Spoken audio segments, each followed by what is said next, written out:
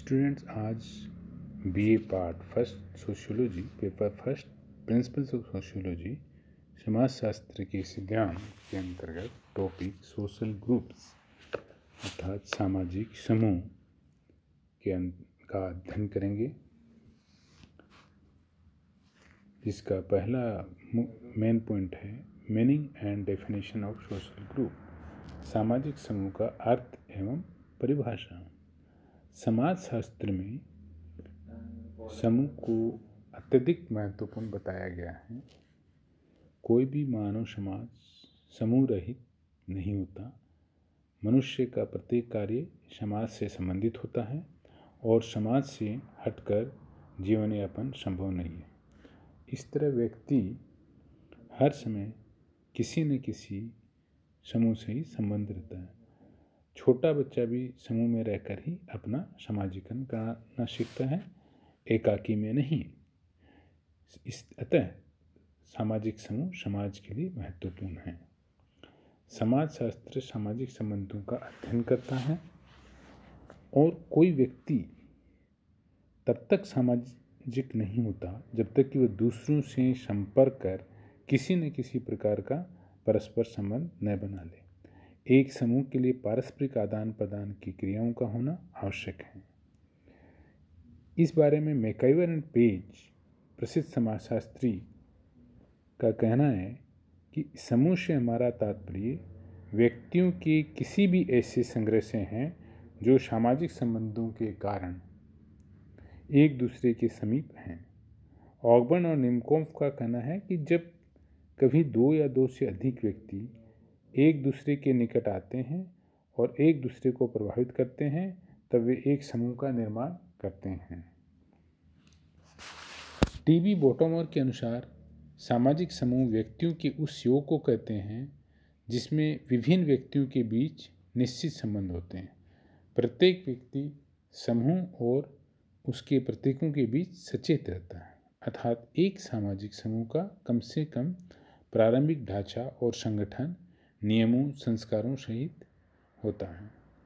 इस प्रकार एक परिवार, एक गांव, एक राष्ट्र, एक मजदूर संगठन अथवा एक राजनीतिक दल एक सामाजिक समूह है।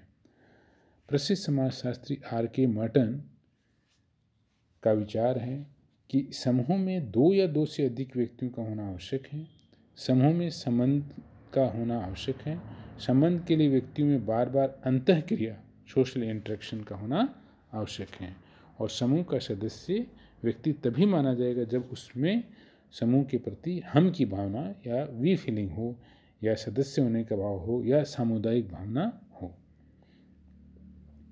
विलियम्स का कहना है कि एक सामाजिक समूह मनुष्यों के एक निश्चित संग्रह को कहा जाता है जो पारस्परिक अंतःक्रियाएं करते हैं और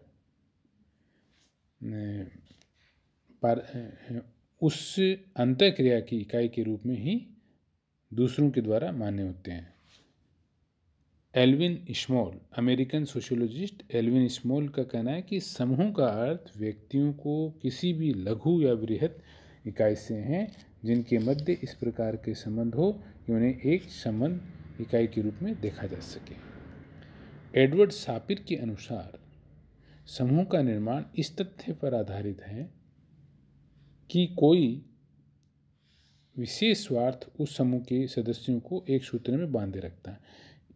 सामाजिक समूह के बारे में सैंडरसन का विचार यह है कि एक सामाजिक समूह दो या दो से अधिक व्यक्तियों के उस निश्चित संग्रह को कहा जा सकता है या कहा जाता है जो पारस्परिक अंतःक्रियाएं करते हैं और उस अंतःक्रिया की इकाई के रूप में ही दूसरों के द्वारा मान्य होते हैं।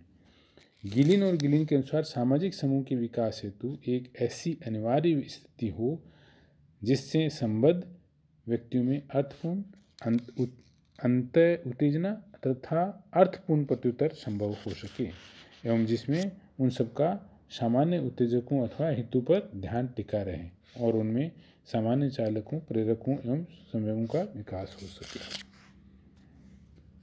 इस प्रकार सामाजिक समूह को विभिन्न समाजशास्त्रियों ने परिभाषित किया है। इसी क्रम में बोगार्डस का कहना है कि एक सामाजिक समूह दो या दो से अधिक व्यक्तियों की एक ऐसी संस्था को कहते हैं जिसका ध्यान कुछ सामान्य उद्देश्यों पर हो और जो एक दूसरे को प्रेरणा दे, जिनमें भक्ति हो और जो सामान्य क्रियाओं में सम्मिलित हों। हॉट एवं रेस के अनुसार समूह अंतःक्रिया में संलग्न व्यक्तियों का एक ऐसा संगठित संग्रह है। उपयुक्त सभी परिभाषाओं के आधार पर ये निष्कर्ष निकलता है कि समूह का निर्माण उस समय तक नहीं हो सकता जब तक कि कुछ व्यक्ति अपनी क्रियाओं द्वारा एक दूसरे को प्रभावित न करें। समूह के निर्माण के लिए अंतःक्रिया का होना आवश्यक है, साथ ही ये अंतःक्रियाएं अर्थपूर्ण होनी चाहिए, मतलब मीनिंगफुल होनी चाहिए, क्योंकि यही समूह का अस्थायित्व प्रदान करते हैं। तो सारांश में या संक्षेप में हम ये कह सकते हैं कि कुछ सामान्य हेतुओं की पूर्ति के लिए जब दो या दो से अधिक व्यक्ति अर्थपूर्ण अंतःक्रियाओं द्वारा परस्पर प्रभावित होते हैं तथा संबंधों की स्थापना करते हैं, तब वे एक समूह का निर्माण करते हैं और उसको हम सामाजिक समूह कहते हैं। तो सामाजिक समूह में एक वी फीलिंग की भावना होनी चाहिए, सामुदायिक भावना की होनी चाहिए, जो व्यक्तिगत भावनाओं से ऊपर होती है। तो वी फीलिंग एक महत्वपूर्ण विशेषता है। अगले वीडियो में हम लोग सामाजिक समूह की विशेषताओं पर